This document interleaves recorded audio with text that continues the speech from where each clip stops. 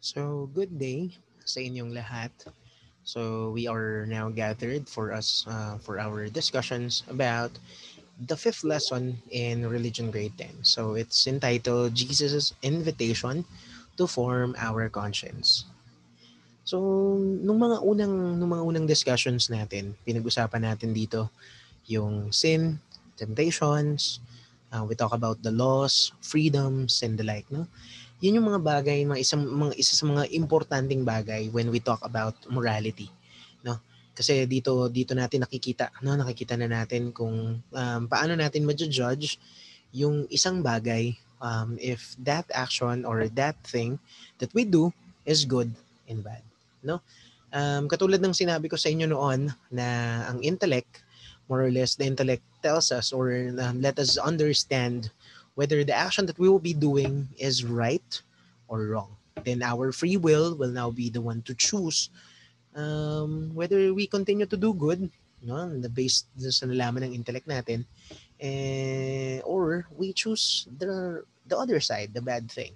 No, so it's now based on your free will. No, but now, let's now talk about conscience, no? Yung isa pang bahagi ng ating decision making. Ibig sabihin, ang daming nangyayari. Now, every time that you are faced into decision making, ang daming nangyayari, ang daming nagaganap. Gumagalaw si intellect, gumagalaw si free will, pero at the same time, gumagalaw din si conscience, no? Conscience is one of the things that we need to understand, especially in terms of morality. Let's define conscience in this way. No, more or less, the Catechism will tell us. Now, it is a little voice within us which tells us whether the decisions we are about to do is good or bad. Ito yung nagsasabi na sa atin, no? Nalaman na nga ni intellect, nalaman ni parang dinedecipher ni intellect kung ano yung magiging result or ano yung mangyayari if we do something like this or something like that, no? So we have choices number 1, we have choices number 2, and the conscience will tell you, it will help you decide, no, will help you decide whether that action is good and bad, no? So ganun, no, it's a little voice, no, maliit, sabi nga nila, it's the inner voice of God within us, no? Yun yung sinasabi nila, it's the voice of God telling you, no, telling you the action, telling you that that action is good or bad, no, bago pa magawa yung action na yon, no? So parang kumbaga, oo nga na binigyan tayo ng Diyos ng kalayaang pumili, pero at the same time binigyan niya rin tayo ng pagkakataon, no? Parang binubulungan tayo ng Diyos, na binubulungan tayo ng Diyos araw-araw, every time that we make our own decisions, binubulong niya sa atin kung ano yung gusto niyang mangyari. Pero dahil mahal ka niya, hindi niya ipipilit. No, you need to follow. You need to follow. Sabi niya, follow your conscience. Pero at the same time, He allows you to choose. No, He allows you to choose. Kaya importante itong tinatawag nating conscience. No, kasi dito nagsasalita ang Diyos sa araw-araw. No, pagising mo sa umaga, ang daming mga choices na mangyayari. Pagising mo sa umaga, magtututbrush ba ako? Nagtututbrush ba ako? O diretso na ako sa klase. Online na, login na agad. Maliligo ba ako? O magpapalit lang ako ng damit, no? Those are the small choices in life that we use our conscience. Pero yung mga mas malalakihang bagay, no? For example, we have our exams. No, exam ngayon, hindi ka nakikita ng teacher mo, hindi ka nakikita ng mga taong nakapaligid sa iyo. It's now your choice. Binubulong sa'yo ng Diyos, anong tama? Sumagot ka, honestly, pero maraming bumubulong din eh. May bumubulong din na iba hindi. Magbukas ka ng program, magbukas ka ng notebook. You know? So more or less, it is now God talking to you in that small voice. No, it's the law of God talking to you deep down in your heart. No, it's the small voice that allows you to decide whether that action that you are about to do is right or wrong. No? Bigyan pa natin ng isang mas magandang definition. It's defined to us by Saint Paul. Saint Paul is one of the greatest apostle to the Gentiles, no? Dami niyang nakausap, no? Na iba't ibang mga tao during those times. And sabi niya sa letter to the Romans, and sabi niya doon, conscience is the inner power which discerns and calls us to do good and avoid evil. No? Ang ganda. No? Ang ganda nung sinabi niya that it is our power, no? It is our power which discerns and calls us to do good and avoid evil. Every day in your life, you're making choices and you are invited to do good, no? Laging merong good and bad actions. Ang laging pinipilit sa ng conscience mo to do good, no? Always to do good. Yun yung pinipilit sa atin ng conscience natin. Yun yung sinasabi sa atin ng conscience natin araw-araw, no? And para sa atin in our daily lives, no? It is a place, no? Conscious is a place where our hearts find joy and contentment. Ano yun? Pag may nagawa kang tama, di ba ang saya-saya mo? Kunwari, may napadaang pulube. Nagbigay ka 5 piso, 10 piso, 20 o at kahit magkano. Ang saya. Di ba? Yung parang ang sarap, no? Ang saya sa pakiramdam. Minsan, the joy gives us an idea to post it online, no? To share just our joy. No? Yun yung conscience eh. There's a place in your heart that allows you to feel happiness every time that you do good or you do right acts. Pero dito din yung lugar kung saan nakakaramdam ka ng sakit. Every time na may nagawa kang masama, may nasabi kang mali, may mga bagay na hindi ka nagawa na dapat mong gagawin, nararamdaman mo parang hindi ka makatulog. Nararamdaman mo guilty ka. No? For example, isang beses magka-chat kayo ng mga kaibigan mo, tapos may nasabi kang parang hindi masyadong maganda, tapos natigil yung conversation, mapapaisip ka na lang, tama ba yung sinabi ko? Tama ba yung naging approach ko dun sa, o tama ba yung pagkakaintindi niya dun sa sinabi ko? Di ba? Yun yung guilt. No? And that's the work of our conscience. It is the place where we find guilt every time that we thought we do something wrong. No? Yun yung maganda. Yung nararamdaman mo na tama o mali yung actions mo. No? Nararamdaman mo. So, ang ganda, no? Kasi we have the intellect to know which is right and which is wrong. Then your conscience will tell you, no? Parang ang nangyayari, the conscience will now parang pinalalakas niya yung conviction mo na tama nga yung naiisip mo. And then your free will, no? Nandun na yung free will. Pipiliin mo na lang, no? Pipiliin mo na lang. And if that's the case, no? If that's the case, we then now have this summary of what our conscience does. Ano bang ginagawa ng conscience natin? Unang-una, tulad ng sa kanina sinabi ko sa iyo, it's the determination of the morality of our action. It determines the morality of our actions. The conscience will tell you beforehand, no, bago pa mangyari ang lahat ng mga bagay, bago mo pa siya gawin, bago mo siya i-commit, bago mo siya i-omit, bago mo siya gawin, bago hindi mo siya gawin, mararamdaman at makikita mo na, tama ba yon o mali? Na?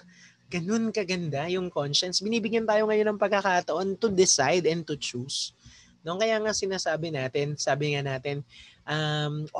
everything that happens into our life is our choices. No, it's because of our choices. Kung maganda man yung mga nangyari sa buhay mo, pasalamatan mo yung sarili mo at ang Diyos. Because God allows you to make right choices. And every time na may nangyayaring hindi mabuti sa buhay mo, siguro kailangan pag-aralan mong mabuti sa sarili mo because you made those wrong choices in life. No? So, more or less, ang mahalaga, every time that you committed mistakes, every time that you committed wrong actions, you are determined na makagawa ng magagandang bagay kapalit ng mga masasamang bagay na nagawa mo noon. No? That's why our conscience will tell us to go ahead and do good and avoid evil. No? Yun yung laging binubulong sa atin. Yun ang laging ibubulong sa'yo ng conscience mo. Do good and avoid evil. Yun yung laging patnubay, no? Patnubay na binibigay sa atin ng tinatawag na conscience. Gumawa ng tama at mabuti. No? Pero more or less, titingnan natin dito. God tells us, no? Sa nakaraang lessons natin, sabi sa atin doon, love is the law of God. No? Yung tinuturuan kang magmahal, no? Tinuturuan kang magmahal. And therefore, our conscience, no, in order for us to follow God's law, in order for us to continue loving, in order for us to continue giving that love to everyone, we need to follow the dictates of the conscience, of our conscience. Hindi lamang siya little voice, no? Mababaliwala lahat ng little voice. Mababaliwala lahat ng mga bagay na sinasabi nitong conscience na to kung pakikinggan lang natin siya, no? More or less every time, no? Every time that we are listening to our conscience, we need to follow these dictates, no? Napaka-ideal, no? Napaka-ideal ng lahat. If ever that I will be using my intellect to know which is right and wrong, then the conscience will tell me beforehand if that action is good or bad. Napaka-ideal. Ang daling piliin ng tama at mali. Pero anong nangyayari? Bakit nagkakaroon tayo ng pagkakamali? Bakit nagkakaroon ng bakit ganoon? Akala ko tama yung ginawa ko pero bakit mali? No? That is because sometimes people don't have the right formation of conscience, no? Sabi natin kanina, it dictates to us what is right and wrong. Paano kung yung formation ng conscience mo hindi tama? Hindi niya masasabi sa iyo na tama yung tama at mali yung mali. Kung mali yung formation na meron tayo dun sa tinatawag nating conscience formation. So therefore, I want to emphasize today that the right formation of conscience is important, no? Kung paano natin siya buuin. And one of the most important thing that we need to understand in this formation of conscience, we need to understand the different types of conscience, no? Ito yung mahalaga. Kailangan malaman natin itong different types of conscience na to. Okay? Kailangan maunawaan at maintindihan natin itong mga bagay na to. Okay? So, una muna, no? Meron tayong tinatawag na unang-una dun yung doubtful conscience, no? Pag sinabi nating doubtful conscience, you are uncertain of the morality of the act, no? So, more or less, pag sinabi nating doubtful, parang hindi ka sigurado kung ano yung tama at mali.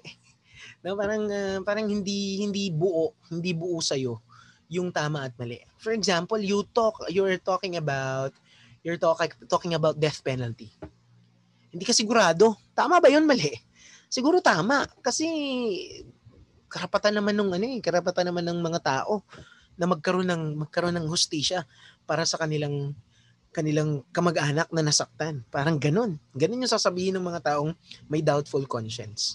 Pero we need to understand, pagbalik-balik ta rin man natin ang mundo, if we talk about death penalty, kahit ano pa yung maling nagawa ng taong yan, that person deserves a second chance. Isipin mo ikaw, bumagsak ka sa exam. Gusto mo ba? Ang tingin sa'yo ng lahat, you're a failure? Dahil lang sa isang pagkakamali? Do you want that society thinks that you are a failure because of that wrongdoing? Di ba? You now understand, no? If you are uncertain of the morality of the action, so therefore you are building a doubtful conscience, which is wrong, no? Mali po tayo doon. Dapat we know what's right and what's wrong. Immediate, no? Alam dapat natin kung ano yung tama at mali. Hindi dapat tayo nagpapadala dun sa mga bagay na sinasabi ng ibang tao because we know in ourselves, based on the eternal law and natural law, we need to understand what is right and what's wrong. No? We need to have the certain conscience. Pag sinabi nating certain conscience, more or less, we passes judgment of the rightness or wrongness of the action without fear of any error. Sigurado tayo, mali yan. Ang pagnanakaw, mali yan. Ang pangungopya, mali yan. Ang pagpatay, mali yan. Anything that is any sexual actions or interactions na dapat ginagawa lang ng mga married couple, pag ginawa ng mga unmarried couple, that's wrong.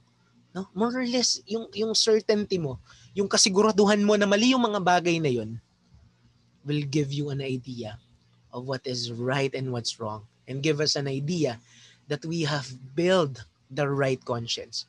We have this what we call certain conscience. No? So we need to avoid the doubtful conscience. We need to form what we call the certain conscience. No? Isa pang example is yung tinatawag nating right conscience and erroneous conscience. No? Pag-usapan muna ulit natin yung erroneous conscience. We have mistaken judgment whether the action is good or evil. Mali tayo ng judgment dun sa mga bagay na yon, no? For example, EJK, no? Yung extrajudicial killing. Mali naman talaga sila eh. Nag-drug sila eh. Kaya pinatay sila. Nang laban sila. Kaya sila namatay. We just accepted that. We just accepted that because that's commonly happening in our life during those times. Pero that's wrong. No, that's wrong. Parang natabunan yung God. Dapat more or less, if we are developing our conscience, we need to develop right conscience, which presents good as good and evil as evil. Walang cover. Walang pasubali. Hindi pwedeng nandun ka sa middle ground. Dapat you need to understand if it's good, it's good. And if it is bad, it is bad. No? We need to understand. Right conscience dapat ang ma-develop natin. Meron pa tayong dalawang klase. No? Una yung tinatawag nating antecedent conscience. No? Pag sinabi nating antecedent conscience, you decide the morality of the action before na mangyari yung action. Before mo gawin, nagde-decide ka na, tama ba to, mali to? No? Kunwari nandun ka sa exam, pag ginagamit mo yung antecedent conscience mo, makikita mo, alam mo na mali yung mali, makikita mo na kagad before ka mag-exam, makikita mo na kagad, ay, maling mangopya. Na makikita mo na agad yun doon. No? Antecedent. Maling mangopya kaya hindi ko yun gagawin. Pero pag may tinatawag kang consequent conscience, ano nangyari? Ginawa mo na. Nangopya ka na. Tapos nung nangopya ka na, nung nakatapos na ka na ng exam, sasabihin mo sa sarili mo, mali yata yung ginawa ko. yun yung tinatawag nating consequent conscience. That is wrong, no? Dapat before you do the action, you need to understand whether your action is good or bad para makapag-decide ka. Kasi pag nagawa mo na, wala ka nang bawi. Hindi mo na pwedeng bawiin yon. So you need to decide beforehand. You need to use your antecedent conscience. Kailangan mo nang makita ano bang mangyayari before that action is committed or omitted. You need to understand. Tama ba? O mali yung action mo. Okay? So yun yung mga tatlong bagay. No? We have the certain and doubtful conscience. We have the right and erroneous conscience. And we also have antecedent and consequent conscience. Okay? So now, we need to understand, no, maintindihan natin na walang tao na nabuhay, nabuo na yung conscience, na alam niya na lahat ng tama at mali. Hindi yun automatic, no? Hindi yun automatic na pagkasilang mo, alam mo na lahat, no? Merong mga bagay na alam ka na, no? Katulad ng sinabi natin sa natural law. Alam na natin bawal pumatay, bawal magnakaw, may mga ganun automatic na nangyayari sa buhay natin yun. Pero hindi lahat, no? Hindi lahat ng mga bagay na tama at mali ay nalalaman natin beforehand. What happened is that our conscience must be formed, informed, and illuminate, no? Kailangan ma-form, no? Kailangan buuin, no? Kailangan buuin araw-araw, merong mga bagong experiences, merong mga bagong nangyayari sa buhay mo. Kailangan malaman mo 'yon, no? Malaman mo alin ba doon yung tama, alin doon yung mali. We learn through our experiences. We need to be informed, no? Kailangan natin magbasa, kailangan natin malaman, no? Malaman based on, kaya nga tayo nag-aaral ng law, no? Pagdating nyo ng college, pag-aaralan nyo yung political science, you will be talking about civil laws. We will be talking about the laws of the society. No, kaya nga nag-aaral tayo ng AP, di ba? Pinag-aaralan natin yon. And we need to be guided by the Holy Spirit if we wanted to really form our conscience. Let's go to it one by one. No? Let's go to it one by one. We need our conscience to be formed. No? Paano ba? Paano ba yung pinakamagandang formation ng conscience? There's no other way but to look at Jesus. Grabe, no? Grabe yung mga decision makings dito ni Jesus. Isang araw nandun sila sa isang lugar, ang daming tao, walang mapakain. No? Ang galing niyang mag-isip. He knows what's right and what's wrong. Sabi ng mga apostles, sige, pauwiin na lang natin sila. Pauwiin na lang natin sila. Ang dami nila, hindi natin sila kayang pakainin. Pero ang sabi ni Jesus, no, let them sit. I'll feed them. Let's feed them. Pakainin natin sila. No? That's the right conscience. No? Every time that you are faced into decisions, every time that you are faced into different circumstances in life, lagi mong isipin, ano kayang gusto ng Diyos na gawin ko sa pagkakataong ito? Nag-aral ako ng buong gabi, nag-aral ako buong araw, ginawa ko na ang lahat, binasa ko lahat ng dapat basahin pagdating ng exam. Yung inaral ko wala doon. Anong gusto ng Diyos na mangyari sa'yo? Bumagsak ka? Hindi. Ang gusto ng Diyos, maging honest ka. Maging honest ka na siguro hindi pa natin alam ang lahat. Siguro hindi pa natin marami pa tayong dapat matutunan sa buhay. No? Maraming pagkakataon sa buhay ko. Ako rin. No? Nakikita ko yung sarili ko. Ang dami yung mga kaklase ko noon, ang dami na nilang success story. Ang dami ng masasayang bagay na nangyari sa buhay nila. Pero tinitingnan ko yung sarili ko, bakit ako hindi pa ganun? So, more or less, ang dami ko naisip, I'll make my own decisions in life. Pero tinatanong ko yung sarili ko, pag nandito sa lugar ko ang Diyos, ano bang gusto niyang mangyari sa buhay ko? Just to be contented on what I have. Masaya ako na nandito ako kasama ng pamilya ko, nandito ako kasama kayo, no? In a very special way, no? Hindi ko magagawa itong mga bagay na ito, hindi ako makakapagsalita sa harapan ninyo ngayon. So more or less, naging someone else ako, di ba? God has put me in this place. I just make to make the right decisions in life. At kayo din, no? Every time that you are faced in many consequences in life, in many choices in life, anong plano ng Diyos sa inyo? No, ano kayang plano ng Diyos sa buhay ko? Our conscience needs to be formed in accordance with Jesus. We need to follow Him and let Him be our guide. No? So next, we need to be informed. No? Katulad na sinabi ko kasi inyo kanina, marami pa tayong dapat matutunan. Kahit siguro, ang tagal ko na nagtuturo ng religion, hindi ko pa kabisado yung Bible. At wala akong balak kabisaduhin yung Bible. I just want to listen. I just want to listen to the Word of God every day. Every day we attend Mass. Every day you listen to the Word. Ang galing ng Word of God. Yung Word of God, ang tagal niya nang naisulat. Pero every day, no? Every day meron siyang nababanggit na bago. No, nung isang Sunday nag-away kami ng kapatid ko, no? More or less, nag-away kayo. Hindi mo siya pinapansin. Tapos maya-maya yung gospel, no?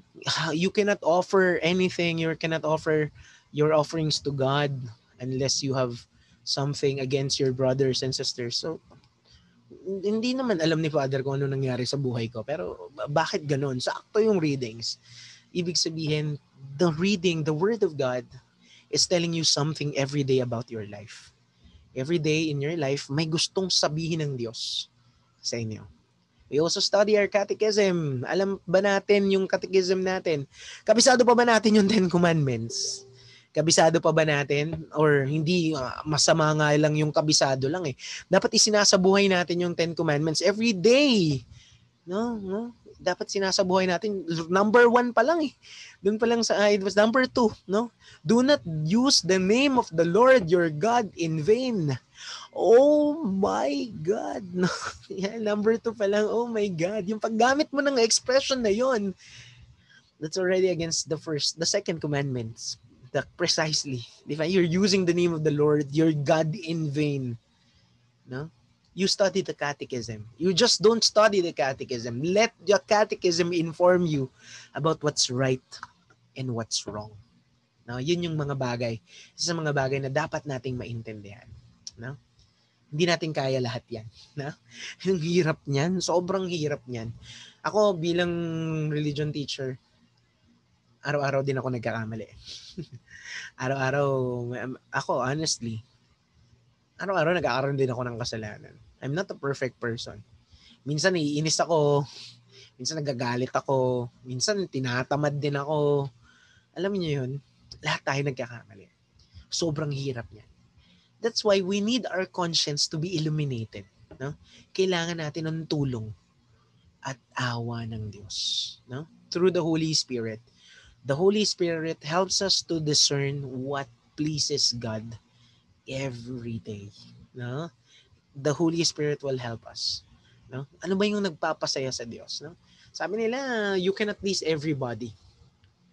At naniniwala ko doon. Gumawa ka ng tama, yung mga tao sasabihin sa'yo, pabida ka. No? Gumawa ka ng tama, pabida ka. Huwag kang gumawa ng kahit na ano, napakatamad mo. No? Ganon. Huwag kang makialam. Sasabihin ng tao, wala kang pakialam. No? Pero always remember this. No? Tandaan ninyo to lagi. Sa lahat ng contest, 10% lang ang audience impact. Anong ibig sabihin nun? Lahat ng mga bagay na nangyayari sa buhay mo, wala naman silang pakialam. Magsasalita at magsasalita lang sila. There's only one person